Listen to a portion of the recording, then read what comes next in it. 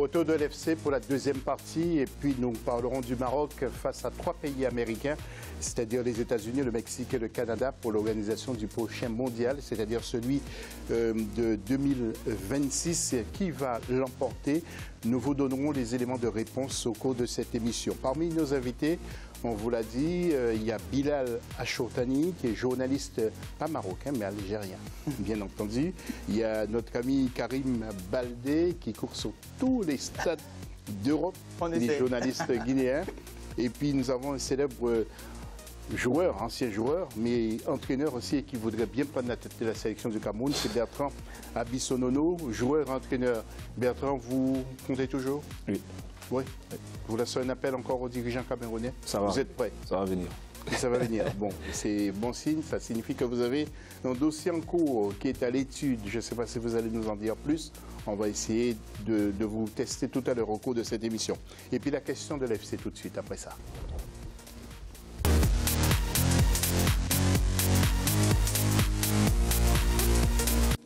Alors, quelles sont les chances du Maroc face aux 3 pays américains? Nous, comme d'habitude, notre Facebook Africa24 et puis l'hashtag Africa24. Avant de retrouver le jingle du dossier, je voudrais quand même interroger Bertrand. Bertrand, le Cameroun qui prend un but à 0 face à l'équipe du Burkina Faso, but de Bertrand Traoré, et puis Clinton N'Jie qui rate un penalty. Quelle analyse faites-vous de cette rencontre, de cet échec avec 5 joueurs nouveaux au sein de cette sélection? Bah, il ne faut pas tourner, il ne faut pas aller par 4 chemins. Le Cameroun, actuellement, je ne sais même pas si c'est un match amical. C'est du gars n'importe quoi. Moi, j'ai été invité, je n'ai pas eu le temps d'y aller, mais ceux qui sont partis m'ont dit franchement, ce n'était pas au niveau. Le Cameroun n'était pas au niveau du tout. Ouais. Au niveau de l'organisation. Surtout au niveau de l'organisation, et ça je peux en parler parce que j'ai suivi l'entraînement jeudi et vendredi, et on a tout su à la dernière minute, et eux-mêmes ont tout fait à la dernière minute, et même les organisateurs du match étaient un peu embêtés, et sans trop révéler de choses, en tout cas, voilà, il y a eu un brouillard immense autour de ce match. On a juste su le jour du match et le fait que ce soit le Burkina Faso contre le Cameroun, mais pour le reste, le lieu du match, l'heure, on a dû gratter 3 jours d'enquête pour savoir l'heure et le lieu du match. C'est un peu beaucoup quand même. Monsieur Belenga, qui est entraîneur intérimaire, vous connaissez un peu ce garçon? Il a le profil pour entraîner? Il a le profil, c'est un ancien joueur. Moi, il m'a entraîné quand je jouais au Cameroun. Il a vraiment le profil, mais est-ce qu'on lui laissera le temps? Est-ce qu'on lui donnera les moyens d'amener cette équipe? C'est le gros problème. Soit on lui fait confiance, il va jusqu'au bout. Soit tout de suite, on met quelqu'un et on laisse le temps à la personne. En tout cas, lui-même, il nous a dit vendredi que, sauf retournement de situation extraordinaire, il ne sera pas le prochain sélectionneur. Il a dit, moi, je fais l'intérim, basta. En tout cas, c'est ce qu'il a dit. Et pourquoi le Cameroun ne fait pas confiance à un entraîneur local? Pour l'instant. Ça, c'est souvent le gros problème des pays africains. Ce n'est pas seulement au Cameroun. C'est le problème de tous les pays africains. Ils préfèrent prendre les expatriés. Les mecs, ils viennent, mais ils n'ont pas assez de temps pour travailler. Ils ne sont pas là pour regarder les joueurs déjà au championnat local. Mais ils sont là pour 1 ou 2 mois parce qu'il y a le regroupement et puis après, ils s'en vont. Pourtant, ces locaux, ils ont les mêmes diplômes que les expatriés. Ils ont le vécu, ils connaissent bien le championnat, mais on ne les fait jamais confiance. Mais c'est dommage, en tout cas nous aurons l'occasion d'en reparler. Nous allons retrouver le jingle pour évoquer le dossier, et puis Bilal aura sans doute des choses à nous dire sur son voisin, le Maroc. Le dossier.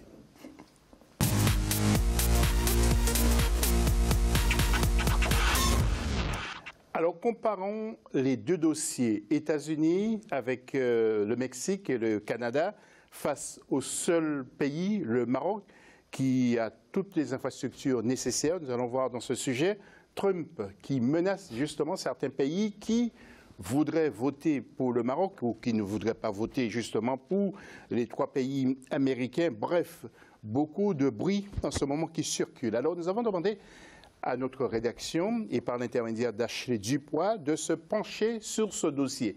Écoutez ces explications et regardez. Alors que la désignation du pays hôte du Mondial 2026 se profile, les dossiers de candidature du Maroc et du trio États-Unis, Canada, Mexique sont désormais connus. 23 villes, dont 17 aux États-Unis, avec des stades d'une capacité moyenne de 68 000 places déjà construits et opérationnels. Voici en substance sur quoi s'appuie la candidature de l'Amérique du Nord, candidature que le président Donald Trump incite fortement à soutenir. Les États-Unis ont mis au point un projet fort avec le Canada et le Mexique pour la Coupe du Monde 2026. Cela serait dommage que les pays que nous soutenons en toutes circonstances fassent campagne contre la candidature américaine. Pourquoi soutiendrions-nous ces pays quand ils ne nous soutiennent pas, y compris à l'ONU? Face aux inquiétudes de Donald Trump, la candidature du Maroc pourrait créer la surprise. Contrairement aux États-Unis, le Maroc est une véritable terre de football. En effet, royaume chérifien, le ballon rond suscite l'intérêt de 75% de la population. 14 stades à travers le pays, à l'image du grand stade de Casablanca, prévu pour 2025. La position géographique du pays au croisement de 3 continents lui permet d'établir 170 liaisons dans le monde, autant d'éléments qui reflètent les ambitions chérifiennes. Nous avons essayé, dans la mesure du possible, de comprendre totalement quelles étaient les valeurs que la FIFA et le football veulent mettre en avant. Donc notre objectif n'est pas de réaliser une Coupe du Monde. Ça n'a pas d'intérêt en soi. Ça n'a d'intérêt que si ça draine dans son sillage un certain nombre de valeurs, de partage, d'évolution, etc. Nous sommes confiants dans les chances du Maroc, confiants parce que, pas simplement car c'est la 5e fois et qu'on a emmagasiné un certain nombre d'expériences par rapport au président de candidature, mais également par rapport au développement économique, social qu'a connu le Maroc depuis un certain nombre d'années maintenant et que les chiffres attestent de manière claire. Alors qui du Maroc ou de la triade États-Unis, Canada, Mexique organisera la Coupe du Monde 2026? Réponse le 13 juin lors du 68e congrès de la FIFA. Juste après ceci, nous allons ouvrir un petit débat.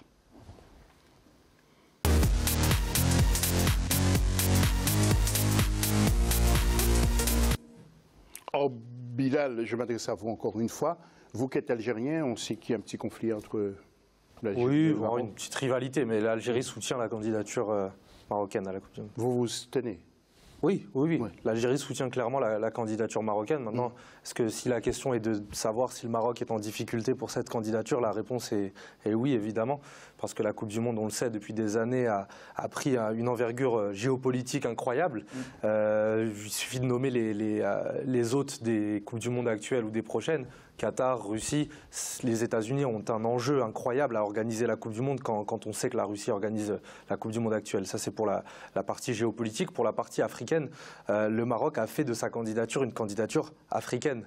Le seul pays arabe à avoir eu la Coupe du Monde, c'est le Qatar. Le Maroc a dit non, nous considérons notre candidature comme une candidature du football africain. Le problème qu'il y a eu, c'est que certains pays africains, et le sujet le dit très bien, puisqu'il y a eu des pressions politiques, etc., mais certains pays africains ont décidé de soutenir les États-Unis, ce qui a mis à mal ce slogan de candidature africaine. L'Afrique du Sud soutient les États-Unis pour leur candidature, et le Libéria également, le Libéria de George Weah, dont le fils joue pour l'équipe américaine de soccer.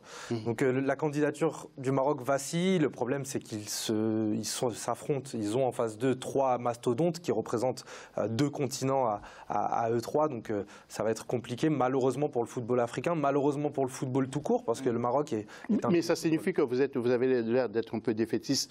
Est-ce que l'Arabie Saoudite aussi s'est alignée derrière les autres pays africains? Ou non, l'Arabie Saoudite a soutenu, décidé de soutenir les États-Unis. Donc ça vient aussi porter un coup du côté du monde arabo-musulman. Ça porte un coup de ce côté-là au Maroc, mais le Maroc avait clairement affiché sa position pour une candidature de l'Afrique. Le souci, c'est que pour expliquer à ceux qui nous écoutent les récentes actualités, la FIFA a changé les systèmes de notation de manière très tardive, ce qui a été dénoncé par la fédération marocaine qui a pris connaissance très tard de ces nouveaux arguments et du coup qui n'avait aucune possibilité de modifier son dossier de candidature. Donc disons que, et puis aussi on pourrait parler des affaires qui ont secoué la FIFA ces dernières années, quand on sait que les lanceurs d'alerte, ou en tout cas tout ça est parti des États-Unis, l'enquête est partie des États-Unis, il y a une nouvelle équipe dirigeante à la FIFA, donc on pourrait se poser des questions aussi sur les relations entre les États-Unis et la FIFA. Alors justement, ça signifie qu'Infantino est plus proche des États-Unis? Pour rebondir sur ce qu'il disait à l'instant, ce qui est tout à fait exact, c'est que avec la nouvelle donne à la FIFA et la pression des États-Unis, notamment au moment des enquêtes sur le FIFA Gate, eh ben les États-Unis, ils marquent un peu leur territoire d'une certaine façon. Et les États-Unis, au-delà du côté géopolitique, il y a cette pression économique, puisque les sponsors, beaucoup de gros sponsors de la FIFA sont américains. Une célèbre marque de boisson, pour ne pas la nommer. Ça ne serait pas scandaleux, messieurs, quelque part, si jamais le Maroc n'obtient pas ça? Le Maroc, c'est leur 5e tentative, donc c'est vrai qu'on peut se dire quand même, au bout de la 5e fois, ils ont quand même eu le temps d'affûter leurs armes au cours de toutes les candidatures précédentes. C'est quand même dommage que cette fois-ci, ce soit encore un échec, sachant qu'il n'y a eu qu'un seul pays africain qui a organisé la Coupe du Monde auparavant, à savoir l'Afrique du Sud. Le problème, c'est que le côté un petit peu angélique qu'on essaye d'avoir en disant « Ah, mais le Maroc, c'est très bien, c'est un seul pays, c'est une Coupe du Monde à taille humaine, c'est pas loin de l'Europe, pour les fuseaux horaires, c'est génial, c'est carrément sur le GMT ». Au-delà de ça, le problème, c'est que la pression, elle est côté américaine et les Marocains ont très peu d'instruments de pression finalement. Et on l'a bien vu avec cette campagne de lobbying tardif du Maroc, parce qu'ils étaient notamment à l'Assemblée nationale la semaine dernière et on a vu dans le sujet justement. Le problème, c'est qu'on a l'impression qu'ils se rendent compte peut-être un petit peu tardivement qu'il faut vraiment se mettre à 1000% pour espérer obtenir cette Coupe du Monde-là. Et là, c'est un peu l'impression que j'ai en cadre du lobbying de dernière minute, sachant qu'ils pensaient que l'Afrique était acquise à leur cause, sauf que l'Afrique du Sud et maintenant le Libéria font défection, et le monde arabo-musulman, mais voilà, l'Arabie Saoudite fait défection. Donc maintenant, ils sont un peu dans un espèce de pétrin, on ne sait pas trop comment ils font ça. Bertrand, votre regard? Mais moi, je ne serais pas aussi défectif que ça. Je pense que le Maroc a véritablement ses chances. C'est un pays stable. C'est un pays qui a des infrastructures, comme vous avez dit. C'est un pays réformateur. Après, il peut avoir toujours cette solidarité africaine, et même arabe. OK, l'Arabie Saoudite, l'Afrique du Sud, d'accord. C'est comme des pays importants en plus. Mais voilà. Après, on sait aussi que c'est les membres des fédérations qui votent.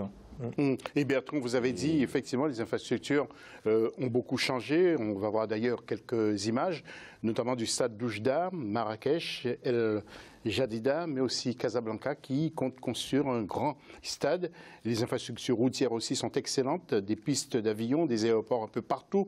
Donc, Bilal, vous confirmez, hein? Oui, le Maroc a les capacités, en tout cas, d'accueillir au niveau organisationnel et au niveau des infrastructures une grande compétition. D'ailleurs, ils accueillent depuis plusieurs années la Coupe du Monde des clubs, qui est pas rien en termes d'organisation.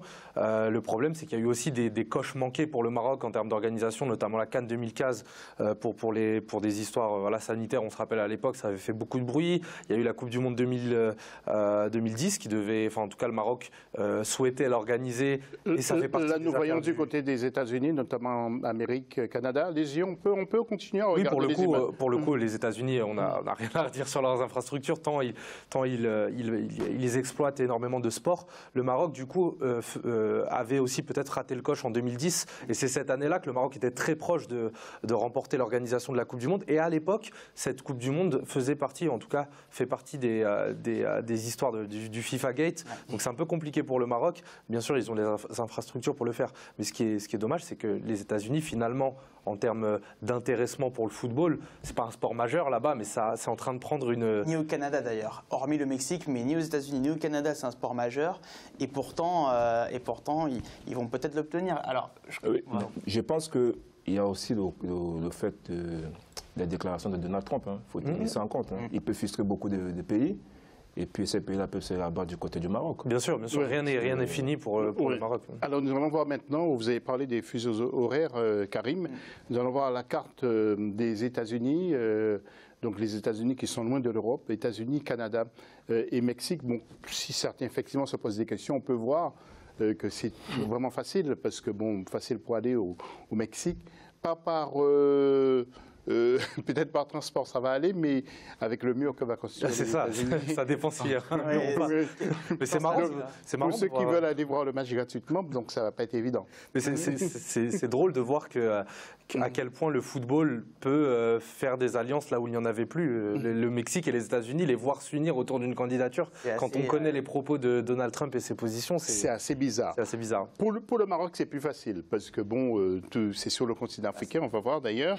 Et puis les villes marocaines sont très très bien desservies. J'y étais, je peux vous dire bien que ça se passe excellemment bien. Alors, si on peut voir le Maroc avec les pays avoisinants, tout près de l'Europe. Donc c'est à 14 km seulement, hein. 15 km après. Donc, un petit mot, Karim. C'est vrai qu'ils mettent en avant, et notamment les membres du comité de candidature marocaine mettent en avant ce côté proximité par rapport à l'Europe, par rapport à l'Afrique, par rapport finalement à cette position centrale. Et puis le fait que toutes les villes, dans un rayon de 600 km, j'ai oublié les chiffres, autour de Casablanca, on puisse aller un peu partout. Et c'est vrai que sur les dessertes aéroportuaires, terrestres, même maritimes, voilà, il n'y a rien à redire finalement sur le Maroc de ce côté-là. Le problème, c'est que les États-Unis ont des moyens de pression. Et ce qui est quand même dommage avec la candidature nord-américaine, au-delà des dissensions États-Unis-Mexique, c'est qu'il y a énormément de distance quand même entre, je ne sais pas si je prends Toronto et Mexico, c'est quand même pas la porte d'à côté. Et c'est vrai que de devoir faire d'aussi grands voyages, c'est problématique. Après, voilà, maintenant c'est une Coupe du Monde à 48 pays, donc c'est aussi une nouvelle donne à prendre en compte. Et c'est un peu l'évolution malheureuse, je trouve, de la Coupe du Monde vers ce côté un peu énorme machine. 32, c'est déjà énorme, mais 48 pays, donc 48 délégations avec fois X personnes, ça va devenir très difficile à organiser pour des plus petits pays. Oui, effectivement. Donc, pour le Maroc, on commence à s'interroger sérieusement. Mais ce serait dommage que le Maroc n'obtienne pas, justement, après 5 candidatures, 5 tentatives de ne pas obtenir, justement, cette candidature de 2026. Alors, nous allons voir, messieurs, le championnat maintenant. Tout d'abord, du côté du Maroc, ça se passe bien. Et ce sont des passionnés qui sont là-bas. Nous allons jeter un coup d'œil sur le classement du championnat actuellement, avec Ittihad Tanger qui est en tête devant Wydad Casablanca. Pas d'incident majeur en particulier dans ce championnat. Nous allons voir celui des États-Unis. Alors, ça s'appelle la Major League Soccer, avec un play-off en ce moment qui va se jouer sur 4 tours. Nous avons vu que l'équipe de Vieira, donc pour ce qui concerne la conférence S que vous allez découvrir dans ce tableau, est à la 3e place. New York City, bien entendu, juste derrière Atlanta et Columbus Crew. Dès que vous voulez pour le tableau. Alors, c'est un championnat assez compliqué, Bilal. Vous suivez de ce championnat, vous? Oui, je le suis à travers les grandes stars qui décident de s'y installer, notamment Zlatan Ibrahimovic depuis peu.